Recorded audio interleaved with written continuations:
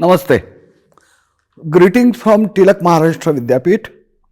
I am Dr. Keshav Sathaye, heading Department of Journalism and Mass Communication. Today I am going to speak with you about the pedagogy in media studies, particularly in journalism and mass communication. You know that journalism and mass communication subjects are comparatively new to our higher education studies. It has been developed in last, say, 20-25 years. So there is always a problem for teachers and faculties that how to teach these subjects under the umbrella of mass communication and media studies. Today I am going to tell you about those issues.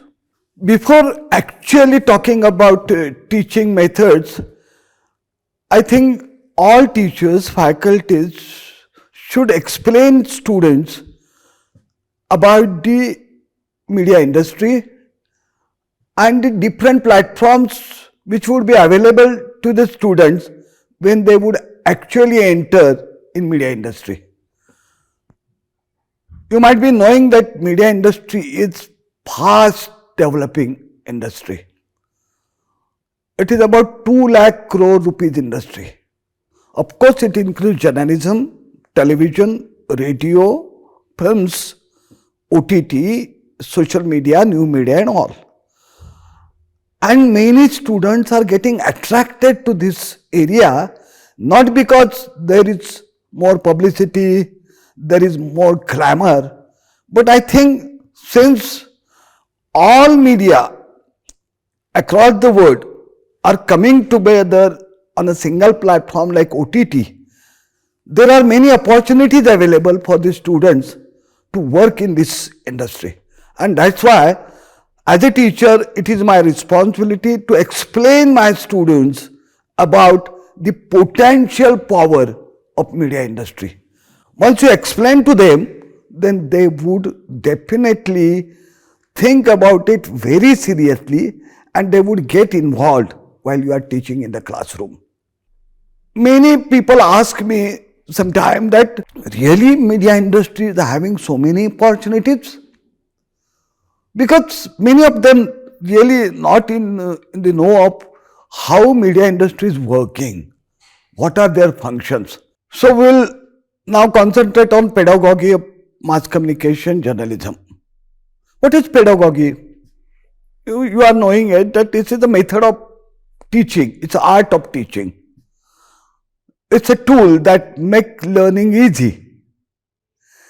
How to get all your data, all your information, all your knowledge, which student can consume, digest, and then they can use it in their career.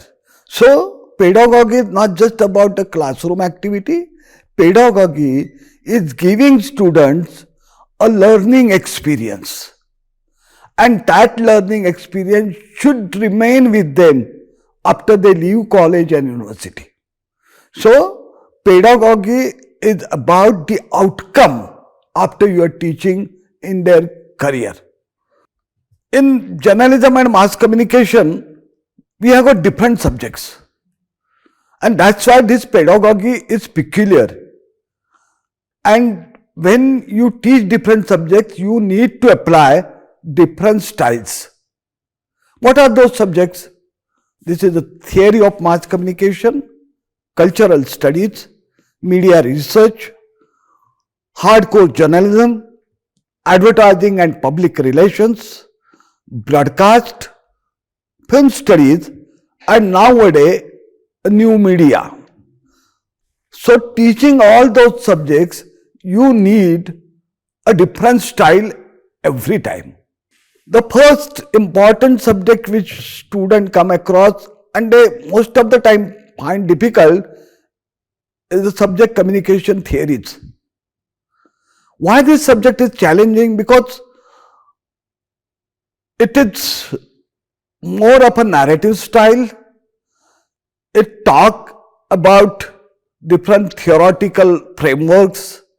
So most of the time they find it boring and automatically their learning become weak. If you try to teach this subject with some historical references, why different communication theories evolved, what is the background. Suppose you are teaching them a Marxist theory. So how Marxist theory develops? Most of the students are not a student of political science or history. So we should be able to tell them what is the Marxism. Not in detail, but they must know how this theory is related with that country. Then you should be able to tell them the social settings across the world. You had to cite major incidents which happened in the past, like First World War, Second World War, and then Cold War. Even you should talk about the war between Ukraine and Russia of 2023, war between Israel and Hamas, why this is happening. So all these communication theories, you would be in a position to relate it with different incidents and events across the world. If you relate this and if you can give the concrete examples, I think they would be in a position to understand those topics. So please, teaching communication theory is not only teaching about how that theory developed and what are the characteristics, what are the salient features, but you should be in a position to illustrate many examples, many stories, so the student would find those theories interesting. Then again, we have to teach them a different communication models, right? Then we teach them a Shannon and Weaver model, which is a mathematical. You can cite examples of physics, can talk about radio and TV transmissions, how a signal comes out, how signal goes through waves, how it is being received by a radio set or television set, then how it is again brought in a picture form or a sound form on your set.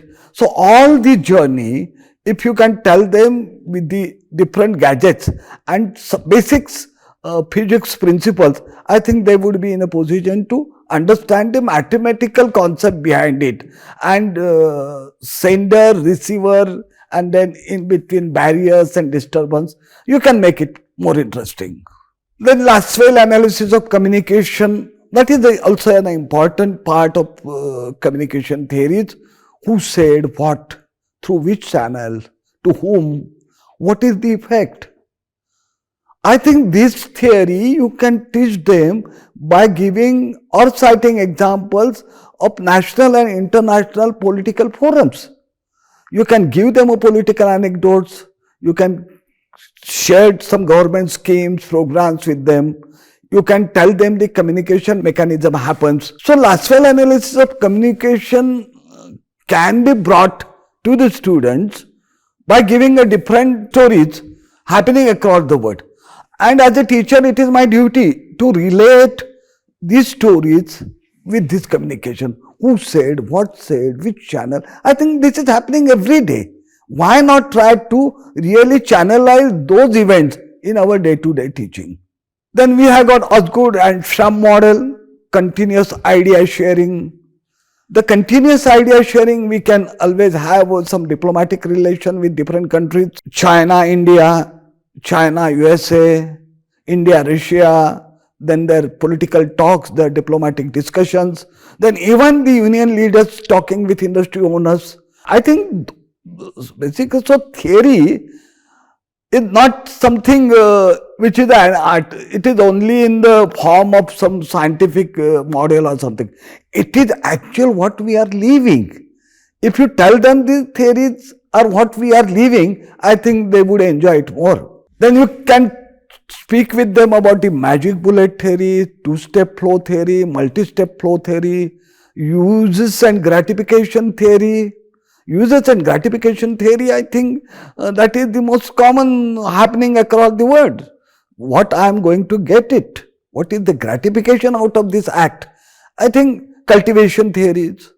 In a nutshell, I would tell you that if you can take the characteristics of every theory and try to correlate with different incidents, events, happenings, I think that subject would be quite interesting for all of them. Magic bullet theory and hypodermic needle model have same principles. The belief that an originator's media message may convince an audience by directly inserting an idea. You can give an example of Second World War, radio transmission, then there was a propaganda, everything. I think sky is the limit. I won't say that you give only those examples. I think you should try to visualize different incidents and bring it in your day-to-day class activities. Uses and gratification theory, you can talk about the people's choices of media, whether that media satisfy them, whether that gratify them, and then TRP is decided, then the revenue is decided, and the economy of media is decided. So this uses and gratification theory could be the part of it. Even you can discuss it in the framework of OTT, how OTT is one of the major communication now and most popular among the users and audience because of the choice given by OTT. You can see whenever you want, you can select your OTT platform, even you can select the different parts, types, styles. I think this theory can definitely link with this OTT activity. What I would tell you in short, that you should make your classroom lecture, your classroom activity more enjoyable. Even I would suggest you to give them some practicals. Ask them to see a movie and ask them to write about which theory they can see in that movie, which theory is close to the narration of the theme of the films. So all media practices is nothing but whatever is happening in our life. Now I would give you some example of how to teach radio and television. Nowadays radio and television are very hot and popular subject. So we feel that students are listening to radio, different FM stations, listening to television programs through their mobile and different gadgets.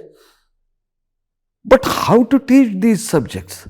How to teach watching television, how to teach listening radio is most important factor.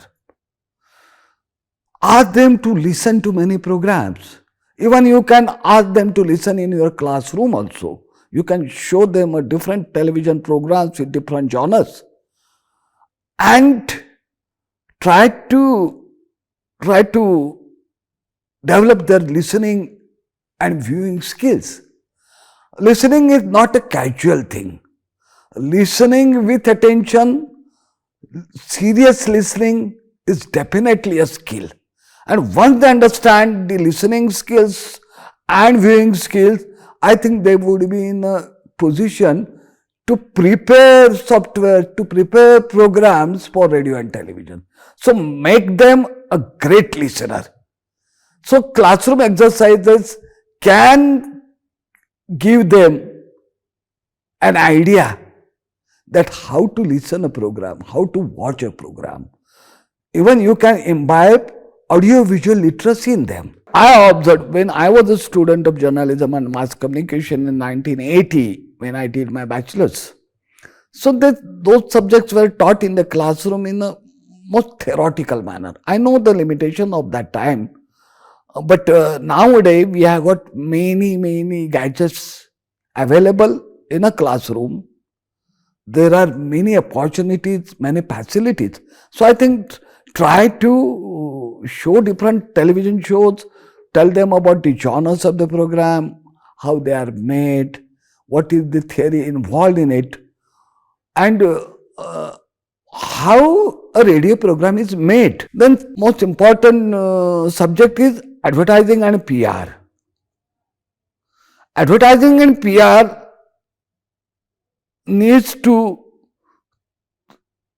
have a faculty of creativity, because advertising sells. But the peculiarity of advertising is, there's a great saying that I know, the saying is that I know that 50% of my advertising budget is a waste. But the problem is, which 50%? So it means to get 50% response, you have to spend 100%, because you don't know which advertisement is liked by the audience or the buyer, and then that made them purchase that product. So advertising is a very complex subject. It's a very challenging subject. It requires lots of experiments, strategies, creativity. Then, because if your ad make your audience or customer to buy a product, at least to visit a shop and see your product, I think all these processes is most important in entire process of advertising. I think you should be in a position to tell them, teach them.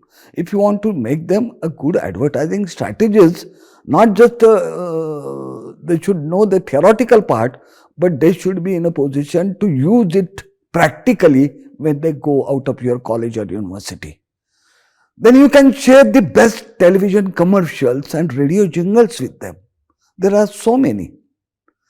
Washing powder Nirma, from washing powder Nirma till an ad about Amul ads, most popular ads.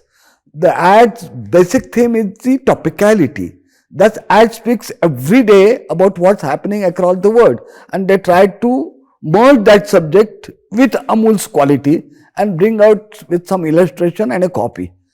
Of course, you cannot use this everywhere, but you can have different style of presenting ad. I think you can, so maximum time, show them advertisement, allow them to listen to jingles, show them newspaper advertisement, show them teasers which are appearing in newspapers. Sometimes you get only a big illustration in advertisement and a question mark. The next day, some more information. So this is a teaser that brings you to the main product and arouse your curiosity.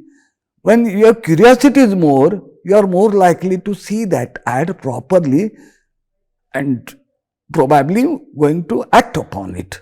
And about the public relation, this is more like industry relation, industry worker relation, industry shareholder relation, industry client stakeholder relation, industry government relation, industry NGO relation.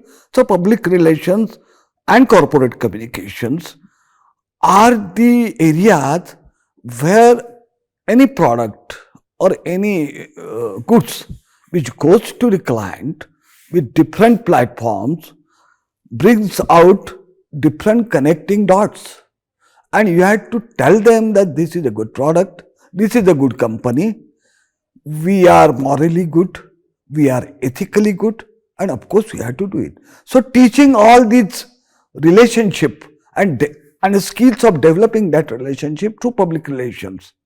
So that public relations help in crisis, that public relations help to develop the image of the company. Public relation helps you to go across the globe. Public relation helps you to create a very conducive atmosphere so that a business grow. So it is all about business, but definitely public relation is not only for business. Public relation talks about society. Public relation talks about wellness of society. Public relation talks about integrity of the society. And I think honestly, if you are going to do it as a public relation manager, a student which are going to, so that you need to imbibe in them so that they could be a good PR people. Film study is one of the subjects, most important subject nowadays, because in last 10 years we are seeing lots of films with different platforms. We can see it on OTT, we can see in different film festivals, Indian film festivals, international film festivals, even local film festivals of regional films. There are many events, many programs. So the exposure of film is tremendous. So obviously the opportunity of making film is also tremendous. So teaching this subject means trying to make a good filmmaker, good film critic, good film theorist out of your student. So basically you have to teach them different film theories, because films are not made just to entertain. Films are not casually made, just I have got a story, I got a good theme and I'm going to make a film. The films have got some theories. The theory of a director is important, a story is important. There are so many theories in films. So try to connect those films with each theory and explain them that this is based on these theories. It doesn't mean that the old theories are enough. Even new theories must emerge. And if new theories are emerging, I think that would be a good sign. So if you see some films which has no direct relation with any other theories, you can really devise a theory out of them and explain it to a student so that they would be more enriched. Showing films in your classroom, analyze them, is most important, because film has got a visual language, film has got a sound language, film has got a connect with the audience. Every frame, every scene, every sequence must be flowing, telling the story.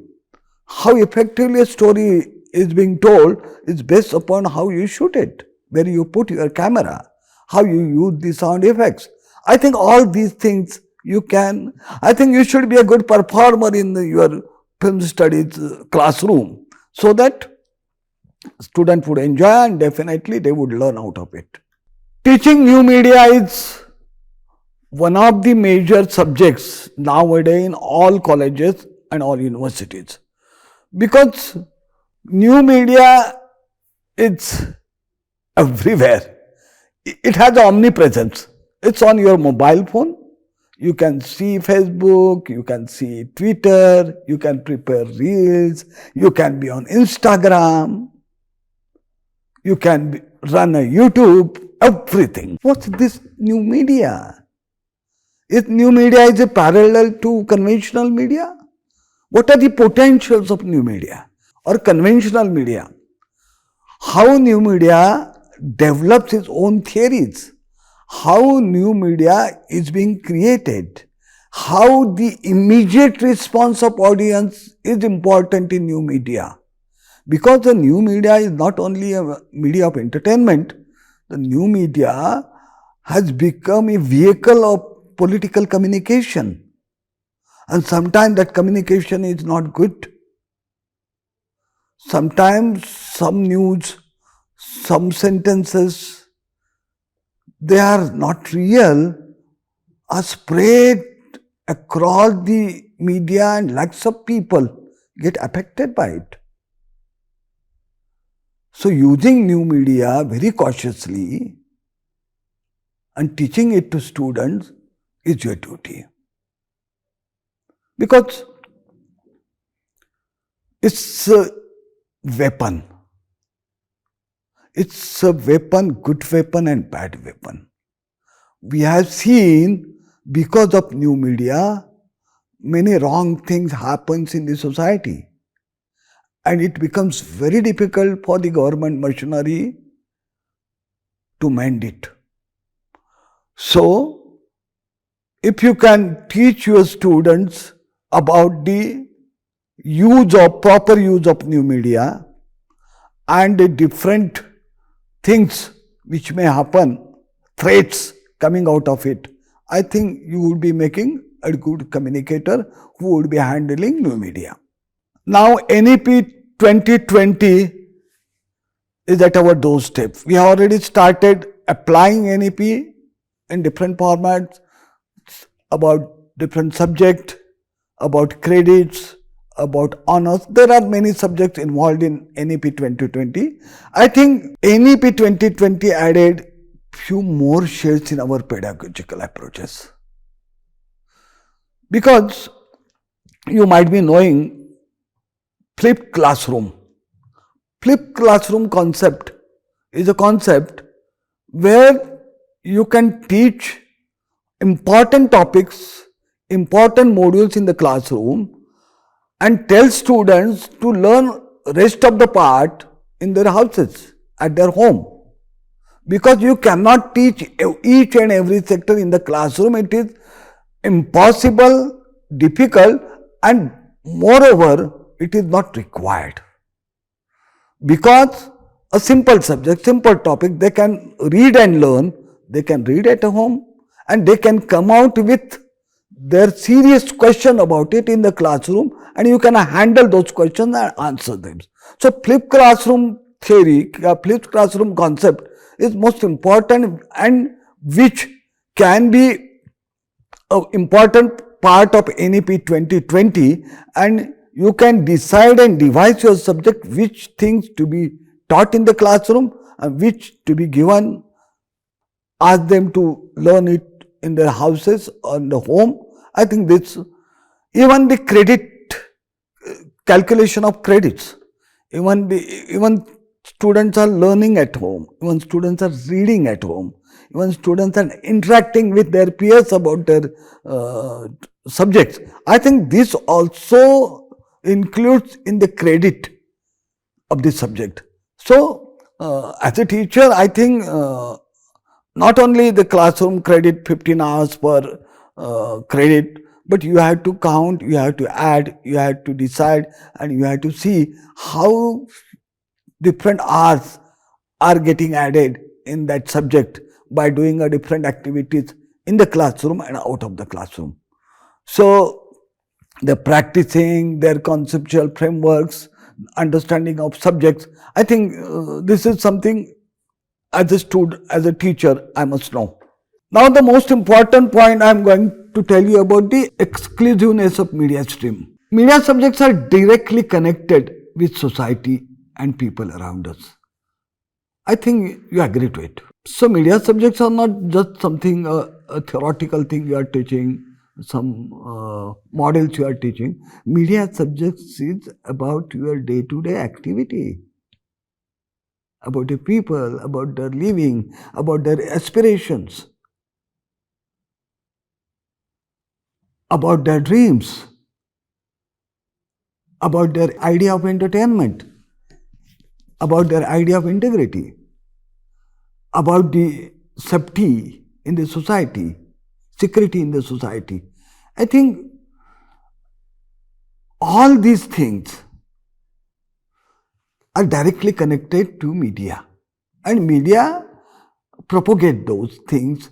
Media talks about it, media tells about it, and media explain about it, why it happened, how it happened, if something bad happens, how that has to be corrected. So, teaching media subjects is making good citizens. Teaching media subjects is allowing your students to march forward with values, with integrity, and definitely with a dream to become successful. Thank you.